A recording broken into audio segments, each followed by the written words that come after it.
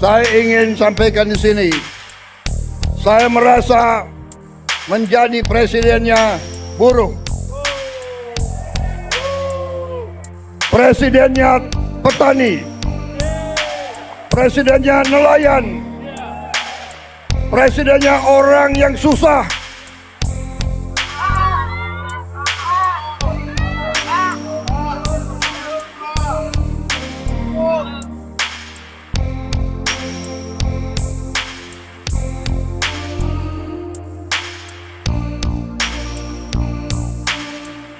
Selamat Hari Buruh Internasional. Yo, halo sobat semua. Lo pasti udah denger kan? Hari Buruh 2025 kemarin pecah banget. Tapi bukan karena teriakan massa buruh atau spanduk warna-warni yang ngejoketin Monas dari pagi. Yang bikin heboh adalah Presiden Prabowo datang langsung ke lokasi. Yes, lo nggak salah dengar. Buat pertama kalinya dalam 60 tahun terakhir, Presiden Indonesia nongol langsung di acara May Day. Ini bukan cuma seremoni, tapi sinyal kuat bahwa pemerintah mulai ngelirik serius aspirasi dari kaum pekerja. Yo, halo sobat pendengar setia. Welcome to my channel. Lo lagi nyasar ke tempat yang pas banget nih. Karena kita bakal ngasih lo update paling fresh, paling hype, dan pastinya nggak ngebosenin. Presiden hadir peringatan Hari Buruh, tebar janji-janji manis untuk buruh. Sebelum lanjut, siapin cemilan lo, rebahin badan, dan cus kita kulik bareng-bareng berita panas yang lagi rame ini. Stay chill, stay update, and let's go. Yo gengs, Hari Buruh Internasional 2025 ini beda banget. Soalnya Presiden Prabowo nongol langsung di tengah-tengah lautan buruh di Monas, Jakarta, Kamis 1 Mei 2025. Yap, jam 10 pagi, doi udah nyampe. Sebelum naik ke panggung utama, Pak Presiden sempat nyapa dulu para buruh yang udah rame banget dari pagi. Salam-salaman, lambaian tangan, sampai yel-yel perjuangan dibalas senyuman. Keren sih, solid banget. For your information aja nih ya, ini momen bersejarah loh. Dalam 60 tahun terakhir, baru kali ini ada Presiden RI yang datang langsung ke perayaan May Day. Lebih dari 200.000 buruh tumpah ruah di Monas, bawa spanduk, atribut serikat, musik, dan pastinya semangat juang yang meledak-ledak. Nah, pas pidato, Prabowo nyampein terima kasih buat semua buruh yang udah bantu bangun ekonomi Indonesia. Beliau juga janji bakal terus berjuang buat hak-hak buruh dan bikin iklim kerja yang adil dan produktif. Selamat Hari Buruh Internasional. Semoga kita terus kerja bareng dan kekayaan negara ini bisa dinikmati semua rakyat Indonesia. Gitu katanya penuh semangat. Gak cuma pidato doang, Prabowo juga tebar janji-janji manis tapi serius nih. Yuk kita kulik satu-satu. Sebelumnya, mari kita cek dulu video dari Presiden Prabowo di Hari Buruh, biar lo semua bisa nilai sendiri deh. Saya juga akan meminta Dewan Kesejahteraan Nasional mempelajari bagaimana caranya kita kalau bisa tidak segera tapi secepat-cepatnya kita ingin menghapus outsourcing.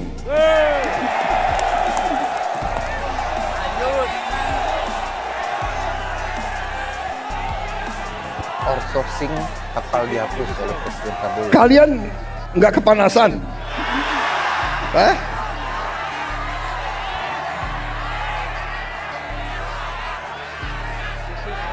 Sistem kerja yang selama ini selalu Saudara-saudara sekalian, para saya buruh.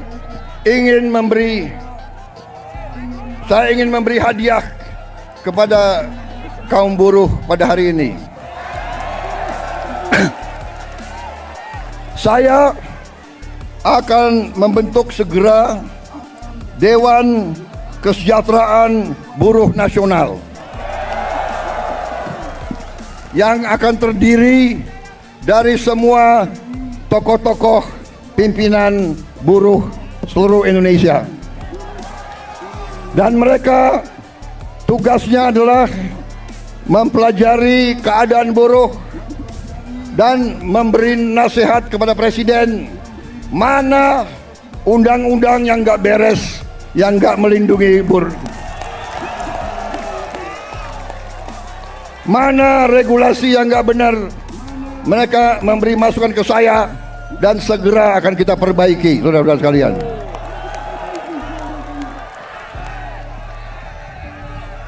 Saudara-saudara sekalian, kita juga atas saran dari pimpinan buruh, atas saran dari Pak Said Iqbal dan Pak Jumbur, kita akan segera membentuk satuan tugas PHK.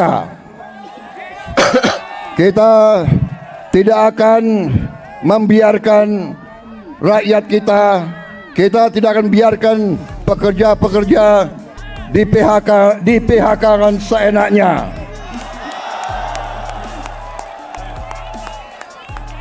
Bila perlu tidak ragu-ragu kita, negara akan turun tangan, saudara-saudara sekalian. Saudara-saudara sekalian, juga kita akan segera meloloskan RUU perlindungan pekerja rumah tangga. Wakil Ketua DPR yang hadir, Pak Dasko, Pak Sufmi melapor ke saya, minggu depan RUU ini segera akan mulai dibahas. Mudah-mudahan tidak lebih dari 3 bulan undang-undang ini akan selesai kita bereskan.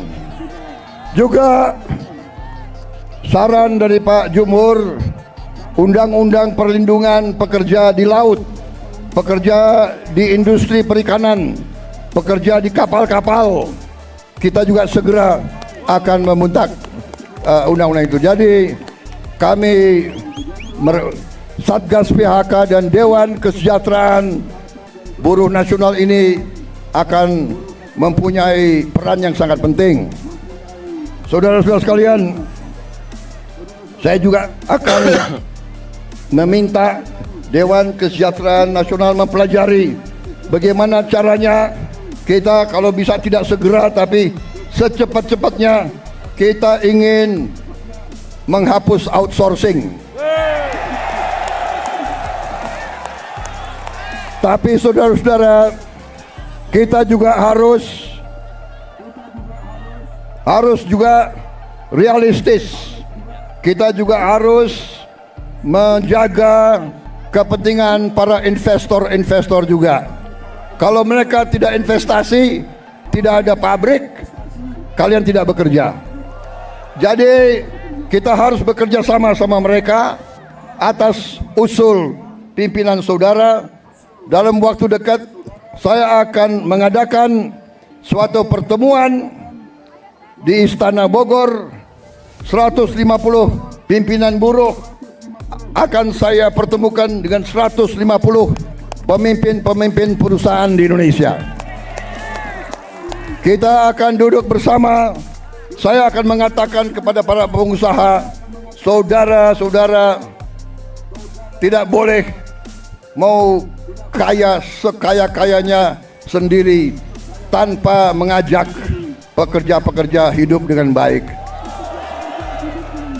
Tapi negara juga tidak tinggal diam.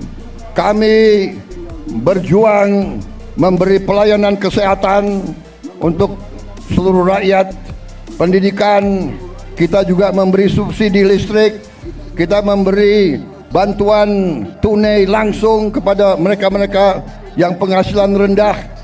Total biaya yang kita gelontorkan ke rakyat sudah melebihi, kalau tidak salah, 500 triliun. Ini terus untuk menjaga rakyat kita tidak ada yang menderita. Tapi sekarang masalahnya adalah kita harus jaga mereka yang memerlukan, mereka yang terima. Jangan mereka yang tidak perlu, mereka terima juga bantuan dan subsidi. Ini nggak benar. Ya kan? Karena kita masih dapat laporan ada yang tidak berhak.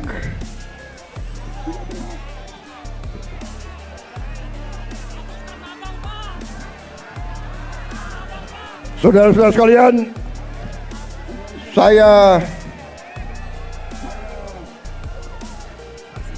saudara-saudara juga atas usul dari pimpinan tokoh-tokoh masyarakat, mereka tokoh-tokoh buruh, mereka sampaikan ke saya, Pak, kenapa sih pahlawan nasional nggak ada dari kaum buruh?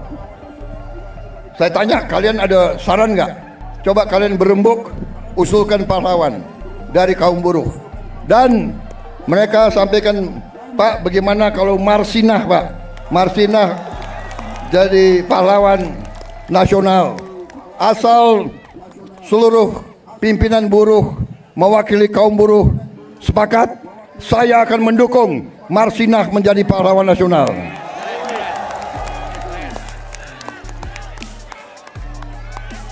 Cukup? Cukup?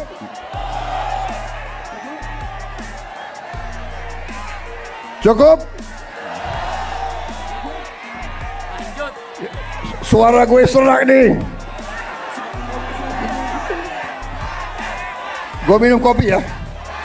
Minum kopi. Boleh gue minum kopi ya?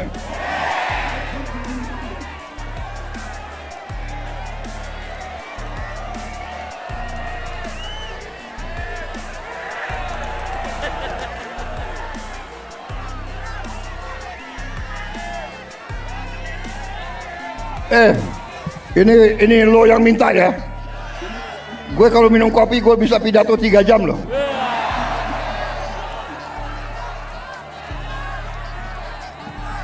Lo orang gak kepanasan ya?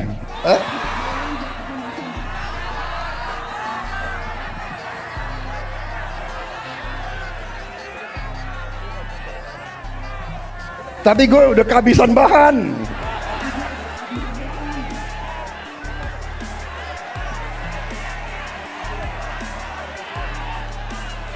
Saudara-saudara, dalam rangka juga pemberantasan korupsi, saya mendukung undang-undang perampasan aset. Saya mendukung. Enak aja, udah nyolong, nggak mau kembalikan aset, gue tarik aja deh itu. Setuju? Bagaimana? Kita teruskan perlawanan terhadap koruptor. Nanti lu dikasih duit, lu demo untuk koruptor. Hah? Benar ya? Awas lo. Gue heran di Indonesia ada demo mendukung koruptor, gue heran tuh.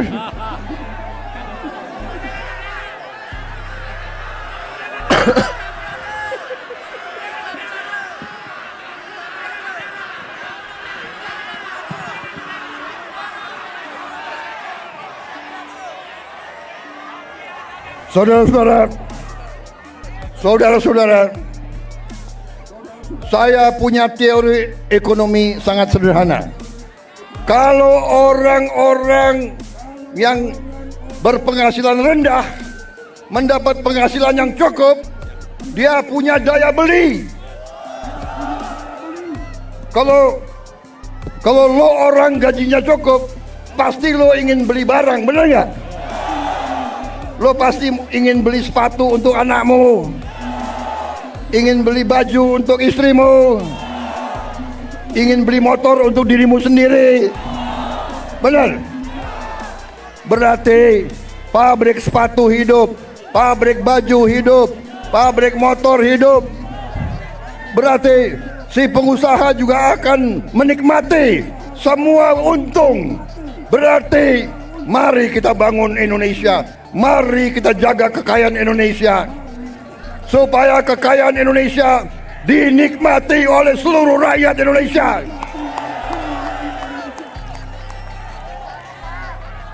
Saudara-saudara, kita akan tegakkan undang-undang yang benar.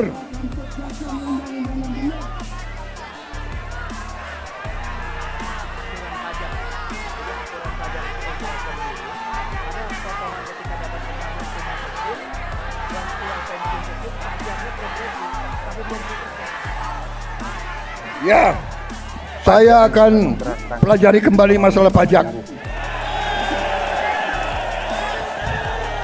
Pajak yang besar untuk orang yang penghasilannya besar. Lo orang gajinya nggak besar, jadi ngapain dipajak itu? Tapi kalau pajaknya sedikit-sedikit boleh dong. Boleh ya?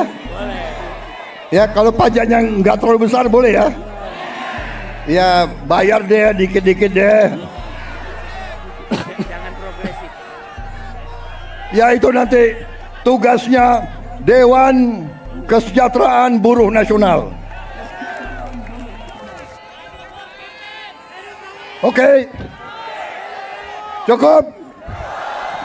Terima kasih.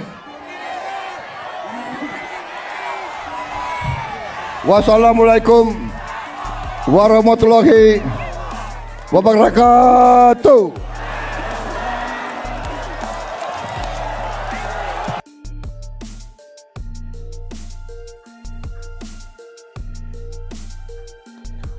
Nah, sekarang saatnya kita bahas yang serius tapi tetap santai ya. Kita semua senang sih dengar banyak janji dari Presiden Prabowo. Tapi jangan lupa, janji itu bukan checklist doang, tapi harus dibuktiin. Presiden datang langsung ke May Day itu udah langkah yang sangat maju. Janji-janjinya juga nyentuh isu yang emang krusial buat buruh. Tapi perlu diingat, pembentukan Dewan Buruh atau Satgas PHK sampai pertemuan buruh dan pengusaha di Bogor kedengarannya idealis banget. Tapi gimana mekanismenya, gimana representasinya, buruh yang dipilih jangan sampai cuma formalitas doang. Soal penghapusan outsourcing, oke kita realistis, tapi harus ada timeline jelasnya. Kalau cuma secepat-cepatnya, ya bisa 5 tahun, bisa juga nggak pernah. RUU PPRT udah mandek bertahun-tahun. Jadi pertanyaan besarnya, beneran bisa kelar dalam 3 bulan? Atau ini cuma pencitraan semata? Sekedar mengingatkan untuk pemerintah, jangan asal buat janji, tapi kita tunggu realisasinya. Untuk itu ya gengs, kita udah siapin saran yang bisa jadi pertimbangan agar semua janji itu bisa terrealisasikan. Yang pertama, pemerintah harus libatkan buruh dari berbagai sektor dan serikat dalam penyusunan kebijakan. Biar nggak cuma dengar suara yang itu-itu aja. Yang kedua, harus ada transparansi dan update rutin soal progres janji-janji itu. Zaman sekarang netizen udah nggak bisa dibohongin lagi, ya Pak. Catat Pak, netizen udah nggak bisa dibohongin lagi. Yang ketiga, bikin kanal pengaduan langsung buat buruh kalau janji mulai nggak ditepati, biar ada kontrol dari bawah juga.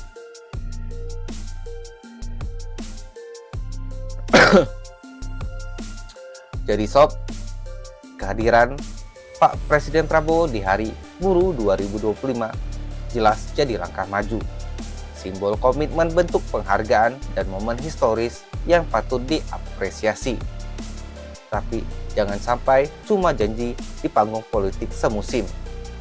Janji itu suci, tapi kalau nggak ditepati, ya bisa jadi basi. Buruh udah lama sabar, sekarang waktunya negara ngebayar. Janji-janji itu pakai aksi nyata. Kalau lo setuju, Buruh butuh bukti, bukan cuma basa-basi.